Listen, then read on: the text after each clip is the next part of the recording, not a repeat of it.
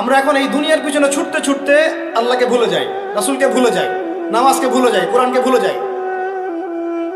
এটাই সবচেয়ে সমস্যা আমাদের, এইটাই সবচেয়ে বড় সমস্যা। যে যুব সমাজ সালাত আদায় করছে না, এরা আল্লাহর জন্য জিহাদ করবে? কশ্চিন কালেও না। যে যুব সমাজ কোরআন তেলাওয়াতই করতে জানে না, আবেগে খালি বলতে পারে যে হ্যাঁ কোরআনের জন্য জান দিতে প্রস্তুত, কিন্তু পারবে না এটা করতে। যে যুব সমাজ হারাম সম্পর্ক থেকে বের হতে পারছেন না, কিভাবে চিন্তা করলেন যে আপনি বাইতুল মুকাদ্দাস জয় করবেন? যে যুব সমাজ সুদ ছাড়তে পারতেছে না, পাবজি ফ্রি ফায়ার ছাড়তে পারতেছে না, সমকামিতার দিকে ধাবিত হচ্ছে, ট্রান্সজেন্ডার দিকে ধাবিত হচ্ছে, ফ্রি মিক্সিং অ্যাভেলেবেল, এই যুব সমাজ বাইতুল মুকাদ্দাস জয় করবে না।